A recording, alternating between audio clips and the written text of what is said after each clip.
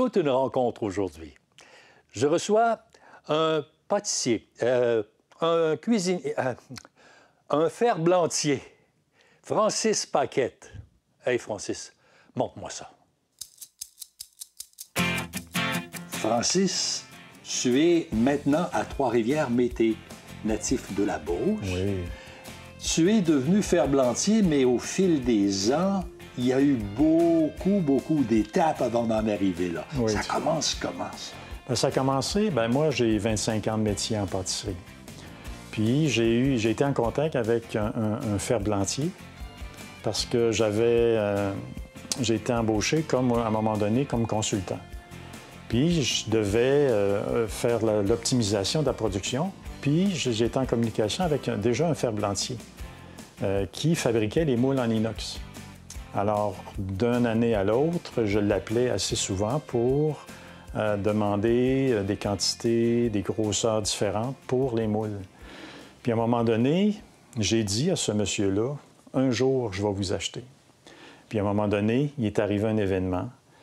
Puis j'ai appelé le monsieur.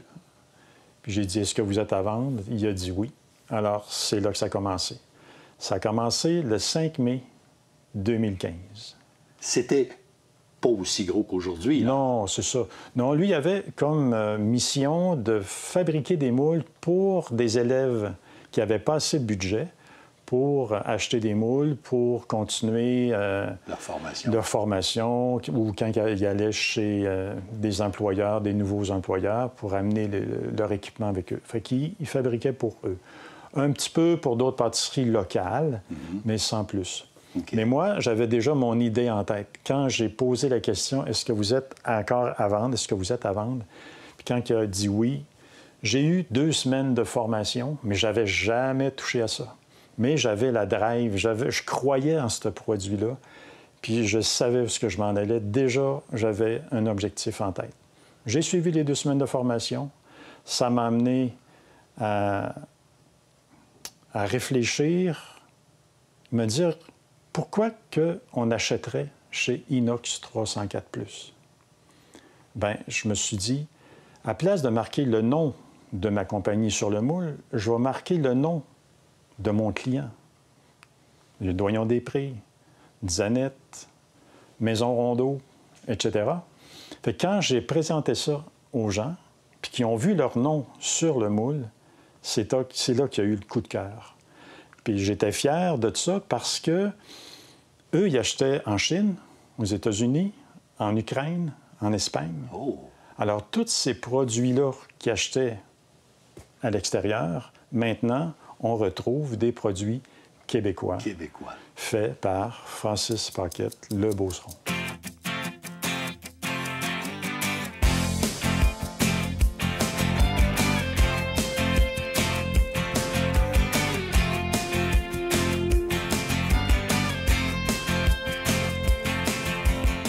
Si on parle des produits comme tels, on fabrique quoi exactement? Bien, des produits, c'est surtout... ça se travaille avec un inox alimentaire. On l'appelle inox 304 parce que c'est approuvé par la MAPAC. C'est un stainless qui se travaille bien. Mes produits sont plus vendus pour, en premier, les pâtisseries, les boulangeries et les chocolatiers. Alors, ça peut partir d'une nonnette, on appelle ça les nonnettes, c'est les petits cercles, des diamètres de 45 mm de diamètre. Je peux aller jusqu'à 12 pouces de diamètre. Je peux faire toutes les formes géométriques, losange, triangle, rectangle, toutes les grandeurs que vous pouvez imaginer, toutes les formes que vous pouvez imaginer. Mais c'est des moules qui n'ont pas de fond. C'est vraiment des pourtours. C'est vraiment le tour. Il n'y a pas de fond dans les moules. Ouais. Alors, on fabrique depuis la première pièce d'inox jusqu'au produit final, finalement. Oui, tout à fait, oui. Et... On part d'une feuille qui mesure 2 pieds par 3 pieds, d'une épaisseur de 22 gauges. Ça a 2 mm d'épaisseur. Puis à partir de ça, on fait toutes les procédures, on coupe la circonférence jusqu'à la fin. Selon les commandes qui sont présentées. Oui, tout à fait. Alors, ces produits-là partent de cette feuille d'acier inoxydable jusqu'à l'emballage. Oui. Montre-moi ça. OK.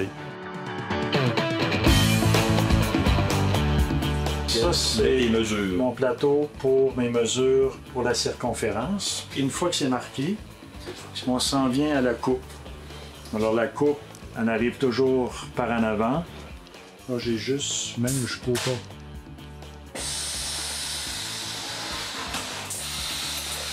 C'est attribué.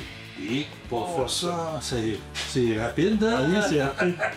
Alors, cette étape-là ici, c'est pour enlever la bavure qui se crée à la coupe du couteau. Alors, on appelle ça l'ébavurage. L'ébavurage. L'ébavurage.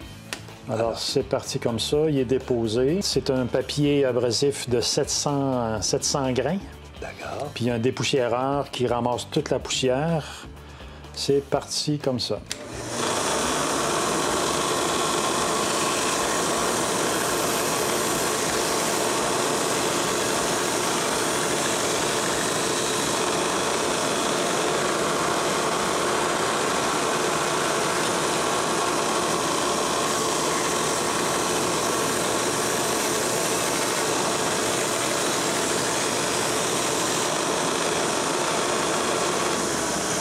Eh bien, ça a l'air facile.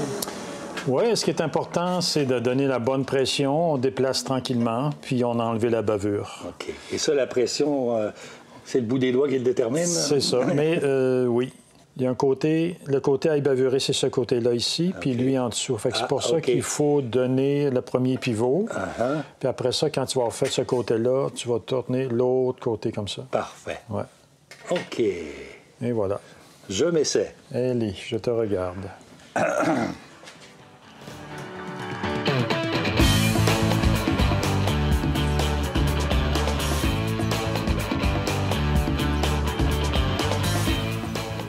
arrête. On va vérifier si tu as bien fait ça. Est-ce que j'ai bien fait ça? C'est doux. C'est vrai? Ah oui, touche à ça. Hein? Ah, Il y en a merveilleux. plus. Oui, Merveilleux. bien réussi, bravo. Excellent. OK. OK. Donc là, c'est opération embossage. Embossage. Oui, c'est ça qui détermine l'appui quand on fait la forme du diamètre du moule. D'accord. Ce qui est important ici, c'est de... Il faut le mettre à l'envers. Il faut toujours mettre le côté intérieur du moule vers toi. OK. On l'appuie sur la butée.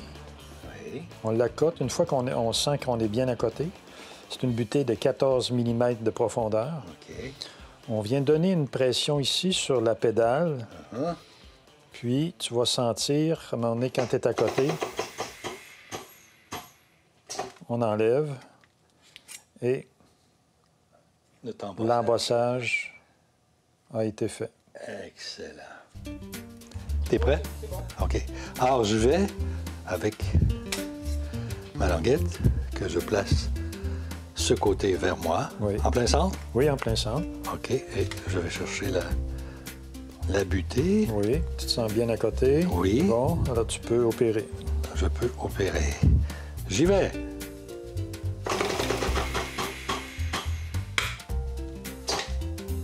Et voilà, c'est terminé. Et ça a fonctionné! Ouhou! Bravo!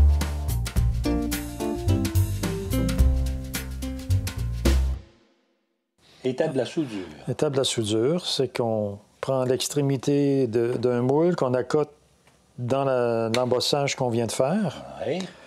Puis une fois que la section est fixée, on regarde si tout est droit. Oui. Après ça, on l'amène à la pointe. On donne la pression et on fait la soudure. OK. C'est vraiment une soudure, ils appellent ça spot welder, une soudure au point. On vérifie toujours si tout est bien droit. On fait toujours 3 points de soudure. On commence avec celle du milieu pour être capable de pivoter si il faut la mettre droite. Sinon, c'est terminé. Est-ce qu'ils ont à être en ligne ou... Pas nécessairement, non, parce qu'on va la faire partir à la finition. D'accord. Je vais te partir la première étape parce que c'est quand même difficile à faire. Je vais te donner une chance. Oui. Et voilà. OK. Je te passe ça comme ça. Excellent. C'est mon Je te tour. laisse la suite. OK. Alors, d'abord, la première... Tac. C'est ça. Au centre. Au centre. Comme ça. Doucement. Oh, je suis pas au centre, au centre. Ah, c'est pas grave. Là, j'appuie ici. Juste un petit coup comme ça. Non, un petit peu plus fort. Oh! On réessaye. Comme ça. Tiens-le bien appuyé ta pédale. Oui. OK. Un petit peu plus longtemps. OK. OK, j'ai brûlé, là. C'est pas grave. Ça, on va être capable de l'enlever au polissage. D'accord. Maintenant, Tu regardes si c'est droit. Ta ligne est droite, c'est parfait. OK. Tu fais lui en premier. C'est de juger où va tomber notre pic. Ouais, descends doucement. Éloigne-toi un petit peu plus rapproche-toi du bas. Oui, comme ça. OK. Pace, pace, pace. OK. Fais juste... Tac. Oui. C'est pas taqué. Oui, oui, il est taqué. Ah, oui, oui. Ah, ça fait une plus belle soudure que tantôt. Oui, on en fait une troisième. Et voilà. Ça. C'est beau. Tac. Oui. Bon. Wow, ta troisième est plus belle.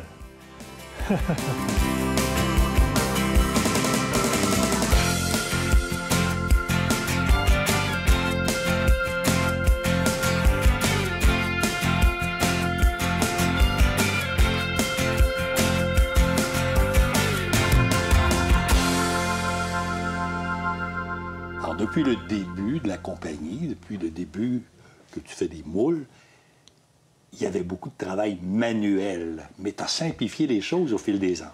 Oui, tout à fait, parce qu'au début, bon, très, très manuel. On parle de... J'ai un fils qui est ingénieur, puis il venait faire des calculs, puis, tu sais, quand il y a une étape où on a besoin de faire une pression de 8000 livres, mais je ne savais pas, tu sais. Couper le stainless, je le coupais avec mon corps. C'était vraiment un couteau guillotine, puis il fallait que je pousse avec mon corps. Alors, j'avais toutes les étapes vraiment physiques. À un moment donné, je me suis blessé et tout ça. Fait que j'ai demandé à mon fils, il faut améliorer ces postes de travail-là si je veux avoir une qualité de vie, puis continuer à optimiser ma production, garder la qualité. Fait que j'ai pas mal fait le tour de tous les postes de travail. Mais aussi, en même temps, je me suis dit, bon, un jour, à un moment donné, je vais prendre ma retraite, puis je vais être capable de penser de vendre, parce que ça ne sera plus moi, la compagnie, parce que les machines vont être automatisées, semi-automatiques. Alors, je vais être capable, chaque poste de travail va avoir son menu, son mode de travail. Fait que Raymond, demain matin, s'il décide de venir travailler, ça serait facile de s'appliquer. Il y a le souci du détail, puis la façon qu'il a procédé, je l'engagerais assez rapidement, parce que ça répondrait à mes besoins. Puis je pense que tu serais fiable, puis tu prendrais de la vitesse puis de l'assurance rapidement, je pense. Ouais. Ah, ben peut-être que je pourrais songer une deuxième carrière. Oh, pourquoi pas? Une troisième? Une quatrième? Une quatrième. T'es rendu à la cinquième, peut-être? Oh, je ne sais plus, j'ai compris. J'en ai appris des choses aujourd'hui, encore une fois, en compagnie de Francis Paquette, ferblantier. Mais aussi patenteux. Je ne sais plus combien de métiers. Merci beaucoup, Francis Paquette.